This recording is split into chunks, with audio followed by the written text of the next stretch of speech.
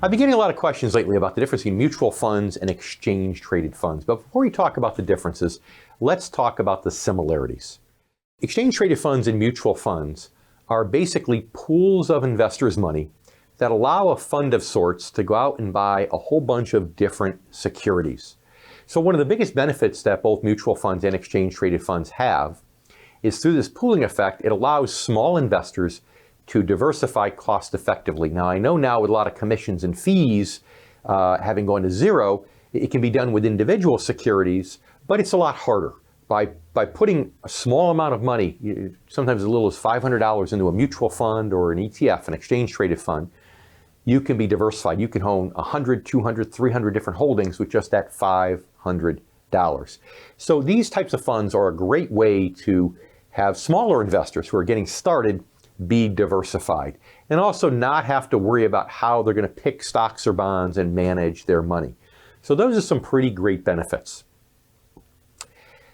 In order to talk about the differences between mutual funds and exchange-traded funds, one of the biggest differences are fees, and the other biggest difference is management. So I'm going to slip in the middle of these two things an index fund. So you kind of have a mutual fund here, you have an index fund here. The most popular index fund is the Vanguard 500 fund, the S&P 500 index, and then you have ETFs over here.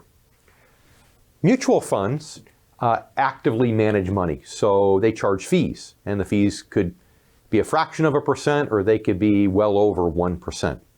And those fees go to the distribution of the fund, the marketing of the fund, it goes to the management of the fund. Because they're actively managing it, they've got to pay fund managers and analysts to do the research, to travel to different parts of the country, to interview C-suite executives, all these various publicly traded corporations, and to try to decide what holdings they want to have in their account.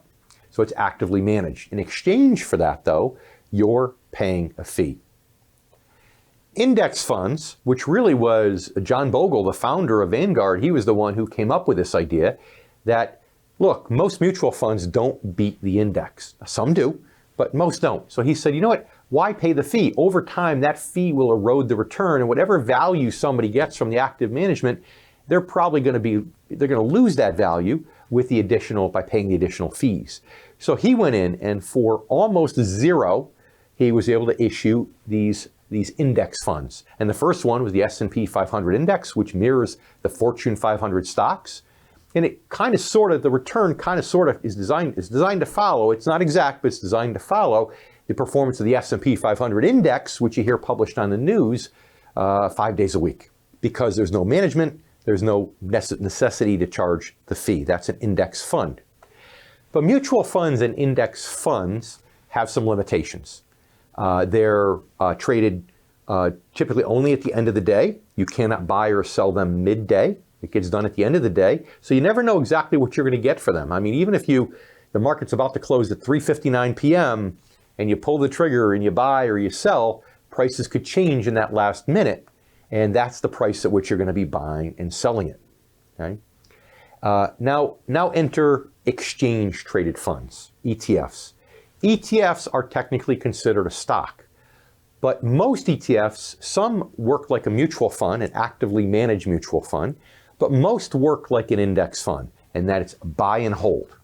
So the fees on ETFs are generally a lot lower than mutual funds and perhaps more akin to an index fund. But again, it's a buy and hold strategy. They're not actively managed. So you still get all the diversification benefits at a lower fee. But because it's technically a stock, it can be bought and sold at any time during the day that you choose. You can actually put a limit order in, which says, I'm only going to sell it if I can get more than $20. I don't want to sell it at the open market because I might get $19.50 and I don't want that. So you can use limit orders in order to do that. You can use, if you have a margin account set up, you can borrow against it. And again, you can make the trades at any point during the day. That's the essence of an ETF. Now, there are some ETFs that are actively traded, although most of them have much lower fees than the actively traded mutual funds. For example, my company has some actively traded, exchange-traded funds that we've issued that are publicly traded because we saw a need in the market for that. And like most of those actively traded funds, the fee is a lot lower than actively traded mutual fund, but you still get the ETF benefits that you can buy and sell anytime during the day.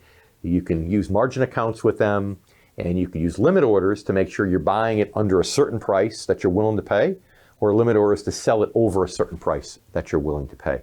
So hopefully that clarifies a little bit of the difference between mutual funds, index funds, and exchange traded funds.